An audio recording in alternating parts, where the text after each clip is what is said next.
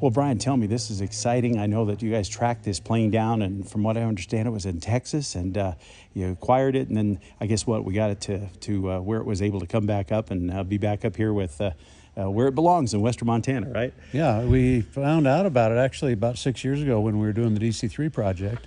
The examiner who was doing the check rides for us was the owner.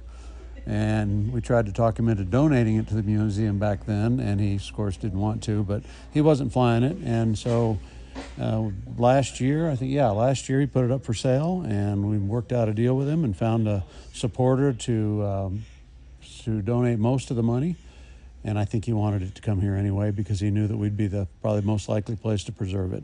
And the great history on this plane, of course, it's a movie plane. I mean, that makes it real special right there, right? Not only a movie plane, but it was actually a working fire bomber, slurry bomber, owned, I think, most of the time in Montana by Denny Lynch Aviation out of Billings. So we got to get it back there at some point and take it home. But it's home now, and it belongs here. It's got the history of from the film, which was amazing.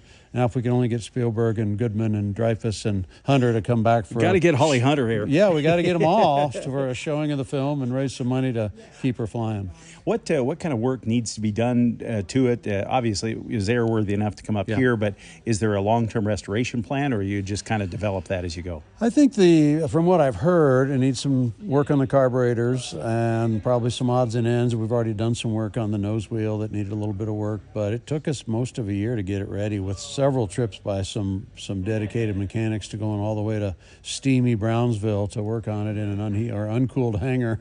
So I fortunately didn't have to go do that, but they got it flying, and the owner, the seller, helped fly it up, and I think he's going to be here this weekend. So he's, I think, happy to see it here, and we're going to do our best to keep it flying and preserve that history.